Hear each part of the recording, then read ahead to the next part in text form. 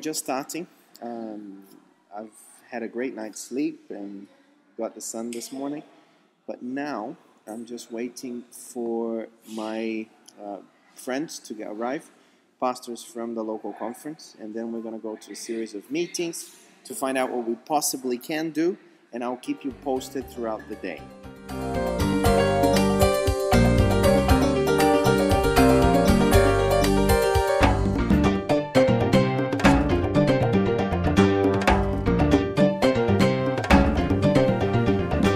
Wow, we just had an amazing meeting here at the hotel whereby we discussed everything to do with the project. We started right from the beginning where we looked into how this all started, and maybe if you don't know yet, it would be interesting for me to tell you. It was November 19, no, it wasn't that long ago, November 2006, and we were around the fire in a Pathfinder camp from Holloway Church. And as I started to talk about how Pathfinders was in Brazil and how I grew up, people started saying, why don't we go to Brazil, Pastor? Why don't we go? And they really annoyed me for about 7 months to put something together. And that we eventually did. Then, as we carried on talking about the program and what we could do, the initial idea was for us to come for a camp here and then help in another project and then have some holiday, but we weren't sure what to do. And as the idea developed into helping people here, word spread about this project, and it got to a point where we had hundreds of people from other churches indicating that they would be interested in going. And I suspect this is probably because of the price, £750, including flights, accommodation, food, the works. And so it was very accessible to families to come. And we anticipated about 500-600 people being interested. We then limited that to 300 people.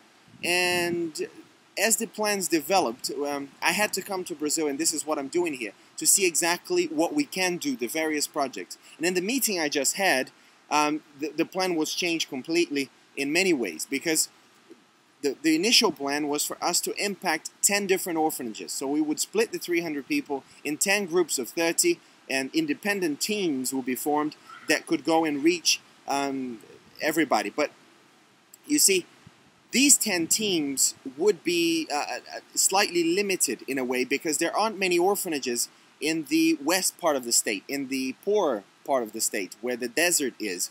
And so in this meeting, we solved that by impacting the entire village, the entire community. So instead of just doing an orphanage in the main cities, we'll be going directly to the villages and working with everybody together at the same time in the whole village. We would stay in a public school and do that. The other development is that as we looked into the demographics, there aren't any Adventist churches in those towns that we want to go.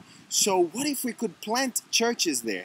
Wouldn't that be amazing? Well, we would do that not being part of the initial project. So there are two completely separate things. First is the social project, which has its objectives, and then you have the second part, which will be the evening programs. Just putting a musical event in these small towns is enough to bring the whole town out to see what this thing is about, especially if it's in English. And then it will be the preaching side at night. But during the day, we would be doing the social.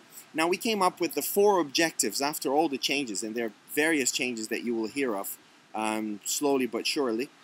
So let me just get to these objectives and read them out to you.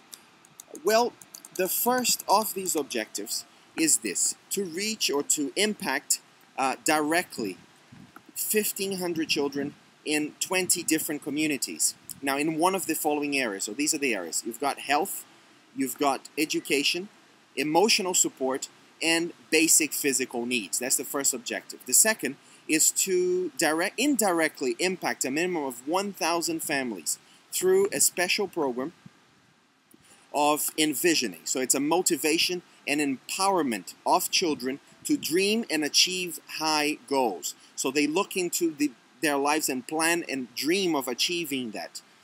Thirdly is to raise the profile of the Seventh-day Adventist Church, Pathfinders, ADRA, and school ministries in the media and in these 20 communities. The fourth and last main objective is to plant a minimum of 5 Seventh-day Adventist churches as a direct result of the project in new territories with no Adventist presence. So these 4 objectives is what we are wanting to achieve. The key players are the church in the UK.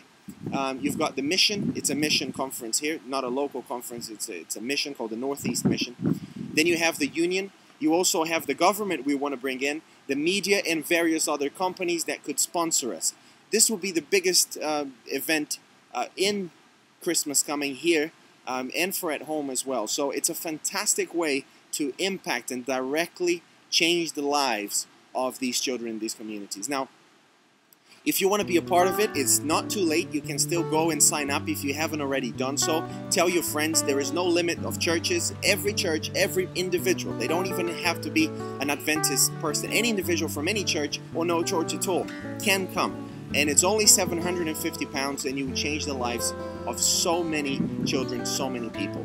Again, I'll keep you posted with part 2 and 3 of these videos on YouTube, so you can carry on seeing the development of these plans as they grow bigger and bigger, according to the dream God has for us to change these children's lives.